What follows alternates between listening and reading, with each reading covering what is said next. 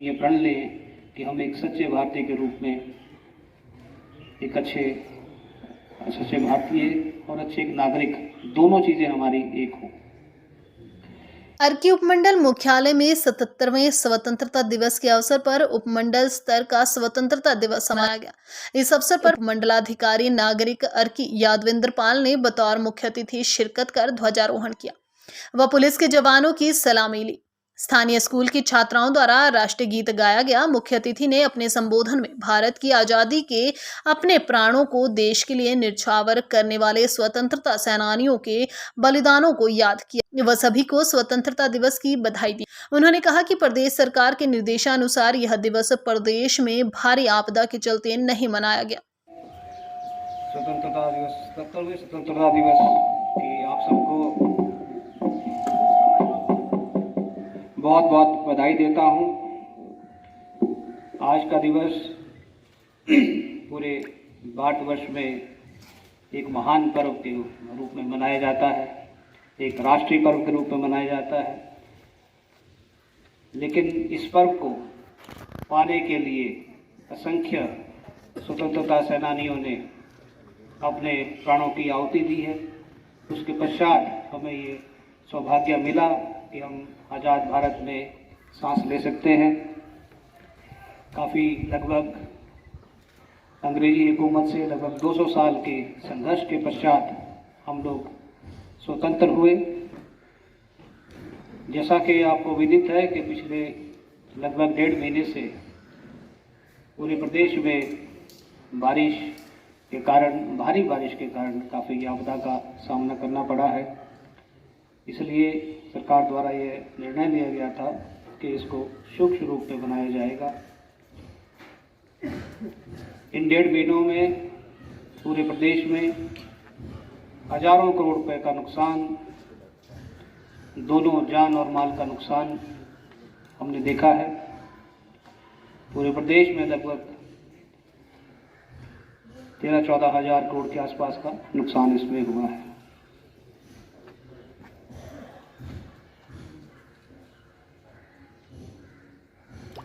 उन्नीस 1947 में जब हमें स्वतंत्रता प्राप्त हुई तो उस समय देश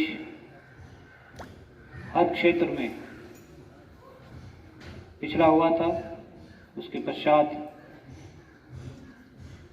पंडित नेहरू के जो उनका दृष्टि थी पूरे विकास के लिए, एक विज़न था, उसके पश्चात हमने शिक्षा में, ज्ञान विज्ञान में, हर क्षेत्र में उन्होंने ऐसी एक नींव रखी विकास की कि आज हम दुनिया की चौथी आर्थिकी बन गई हैं। हमारा देश जितने भी अंतर्राष्ट्रीय जो मल्टीनेशनल कंपनीज़ हैं, आप देखते हैं, चाहे वो गूगल हो या माइक्रोसॉफ्ट हो, ऐसी सैकड़ों ऐसी दुनिया की बड़ी बड़ी कंपनियों में उसमें आपको भारतीय उसके जो CEO हैं उसके रूप में आप उनको देखते हैं।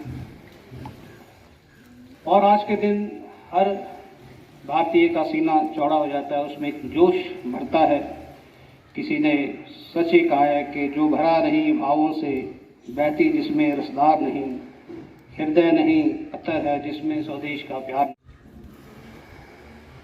अभी सोलन जिला में ही अगर हम बात करें अपने पिछले 1.5 महीने की जो आपदा हमने देखी है, लगभग 600-700 करोड़ से ऊपर का नुकसान हमें यहाँ पे हुआ है।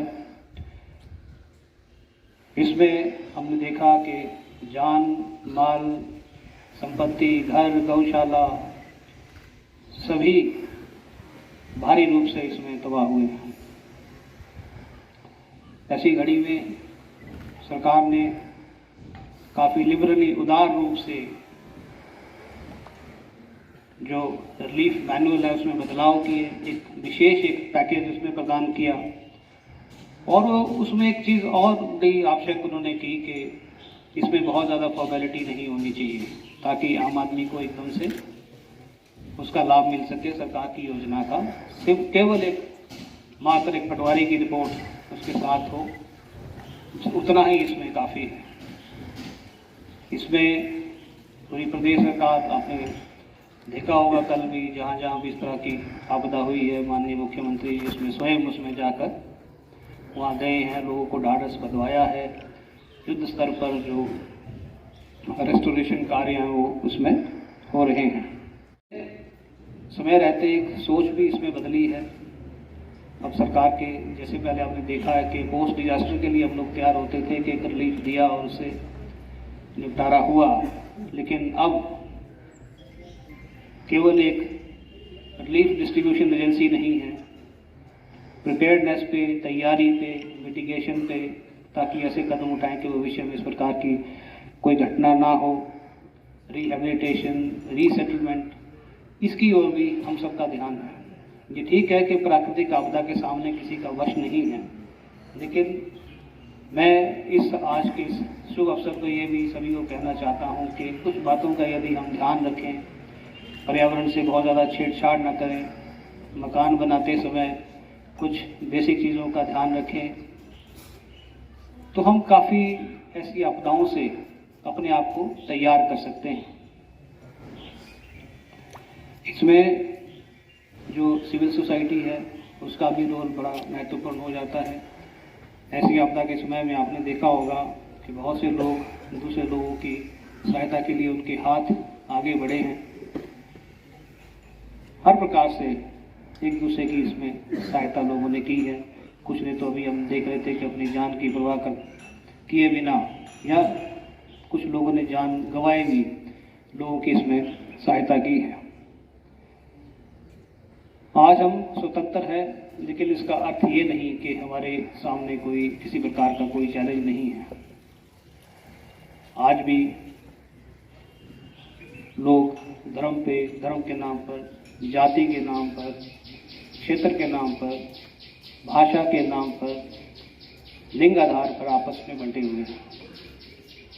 और हमें ये आवश्यक है कि हम इनके विरुद्ध भी एक नया आंदोलन इसमें शुरू करें कि राष्ट्र केवल एक जमीन, एक भूभाग नहीं है, और उसमें जो लोग रह रहे हैं उससे ही नहीं है, उसमें आपस में कितना देश के लिए भावनात्मक लगाव है, कितने एक दूसरे के दुख दर्द में उनका दिल धड़कता है एक दूसरे के लिए, और कितना वो आपस में इकट्ठा होते हैं ऐसी परिस्थितियों से निपटने के लिए।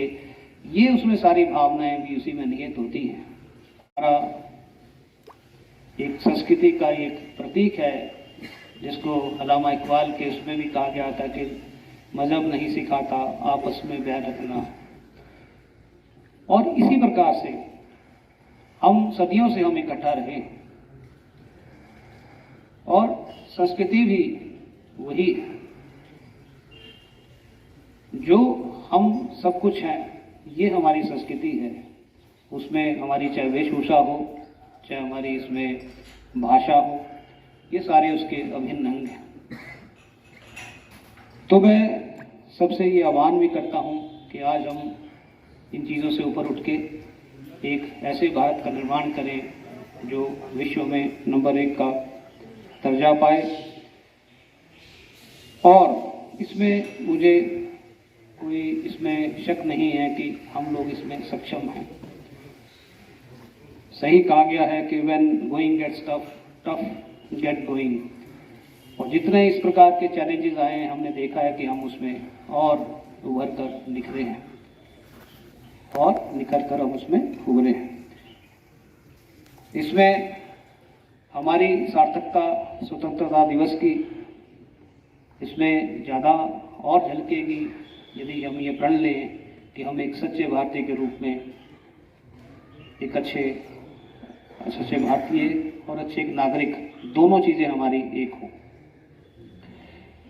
पंडित नेहरू के बड़े इसमें अच्छे उन्होंने एक वक्तव्य उन्होंने दिया था कि who lives if India dies and who dies if India lives.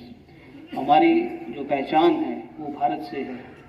इसलिए मैं ये आप सबसे आग्रह करूँगा कि हम जो जितने भी इस प्रकार के डिवीज़न हैं, मतभेद हैं, उनसे ऊपर उभरें। मतभेद हो सकते हैं, हमारा प्रजातंत्र है, लेकिन मनभेद हमारे देश के लिए अच्छे नहीं हैं। और मैं पुनः आप सबको इस पावन दिवस पे आपको बधाई देता हूँ। जय हिंद, जय भारत। इस अवसर पर तहसीलदार अर्की रमन ठाकुर, नगर पंचायत अध्यक्ष हेमेंद्र गुप्ता व पार्षद व्यापार मंडल अध्यक्ष अनुज गुप्ता, कुलदीप सूद, भीम सिंह ठाकुर, प्रधानाचार्य राजकुमार गौतम, हेमराज गौर, खंड चिकित्सा अधिकारी ताराचंद नेगी, डीएसपी दाड़लाघाट संदीप शर्मा, थाना प्रभारी अर्की गोपाल सिंह ठाकुर, एक्स सर्विसमैन, विभिन्न विभागों के अधिकारी, कर्मचारी व स्कूल स्टाफ तथा बच्चे मौजूद रहे। इसके अलावा इस दिवस के अवसर पर उपमंडल के विभिन्न स्कूलों में राजकीय वरिष्ठ माध्यमिक पाठशाला चंडी, राजकीय आदर्श वरिष्ठ माध्यमिक पाठशाला भूमती में भी ध्वजारोहण किया गया। ब्यूरो रिपोर्ट, दैनिक हिमाचल न्यूज।